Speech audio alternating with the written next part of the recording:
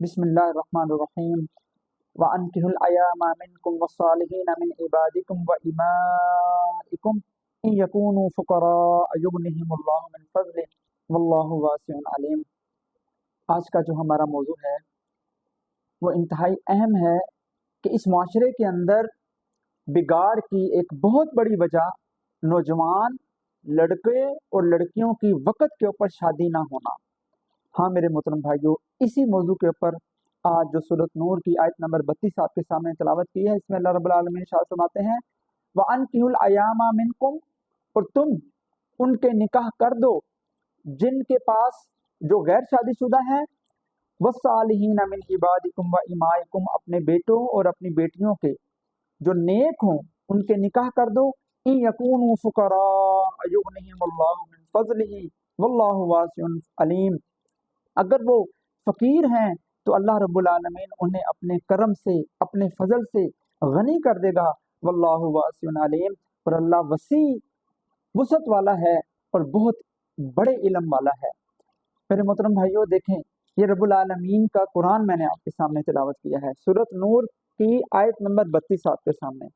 اس میں واضح حکم ہے کہ اللہ تعالیٰ فرماتے ہیں کہ تم اس ڈر سے، اس خوف سے، کیونکہ اللہ رب العالمین جانتے ہیں کہ ہم شادیوں کے اندر، نکاح کے اندر لیٹ کیوں ہوتے ہیں، کیونکہ ہمیں یہ ہوتا ہے کہ اگر ہم اپنے بچوں یا بچیوں کی شادی کر دیں گے تو یہ کھائیں گے کہاں سے۔ تو اللہ رب العالمین جو علیم و خبیر رب ہے، ہزاروں سال پہلے اللہ رب العالمین اس بات کو جانتے تھے، تو اللہ رب العالمین نے فرمایا کہ تم اپنی عورتوں کے اور اپنی بیٹیوں کے نکاح کر دو۔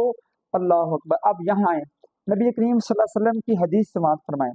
ایک حدیث کا مفہوم اللہ تعالیٰ کمی بیشی معاف فرمائے۔ فرمایا میری امت تب تک سیدھے رستے پر قائم رہے گی جب تک 3 کام جلدی کرے گی۔ ان میں سے پہلا کام کہ جب مردہ فوت ہو جائے اسے فوراً دفنا دیا جائے۔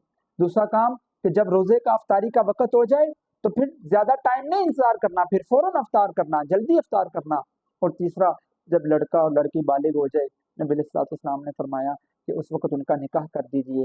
یہ نبی علیہ السلام کا فرمان ہے، اللہ کے قرآن کا حکم میں آپ کے سامنے رکھ چکا ہوں۔ نبی صلی اللہ علیہ وسلم کی سیرت میں سے آپ دیکھیں کہ اللہ کے رسول صلی اللہ علیہ وسلم نے اپنی 4 بیٹیوں کی شادی کی ہے، اور کتنی سادگی سے اللہ کے رسول صلی اللہ علیہ وسلم نے شادی کی، کم خرچ کے اندر شادی کی۔ اللہ اکبر۔ آج ہمارے ہاں ہم نے آج معاشرے کے اندر یہ جو نکاح حلال تھا، جو اللہ رب العالمین نے ہمارے لیے آسان کیا تھا، اس کو آج ہم نے معاشرے کے اندر جو ہے اسے مشکل بنا دیا ہے۔ اور آج میرے محترم بھائیوں، زنا جو ہے وہ جو ہے معاشرے کے اندر تیزی کے ساتھ پھیلتا جا رہا ہے۔ آج ہم اپنے سٹینڈرڈ کے چکر میں اپنے بچوں اور بچیوں کو بوڑھا کر دیتے ہیں۔ ایک اور حدیث کا مفہوم ہے، فرمایا کہ اگر تمہیں ایک نیک اور دیندار شخص اگر تمہیں مل جائے اور وہ تم سے رشتہ مانگے تو فرمایا کہ فوراً ان کی شادی کر دو، فوراً ان کے نکاح کر دو۔ کہیں ایسا نہ ہو، اللہ کے رسول صلی اللہ علیہ وسلم کے الفاظ سنیں، تکن فی الارض فتنۃ وفساد کبیر، فرمایا کہ اگر تم ایسا نہیں کرو گے تو زمین کے اندر فتنہ و فساد پھیل جائے گا۔ آج دیکھ لیں کہ نبی صلی اللہ علیہ وسلم کے اس فرمان کی روشنی کے نتیجے میں آج ہم لڑکے کا دین نہیں چیک کرتے، اس کی ایمانداری، اس کا اخلاق، اس کا تقوی چیک نہیں کرتے، آج ہم بینک بیلنس چیک کرتے ہیں۔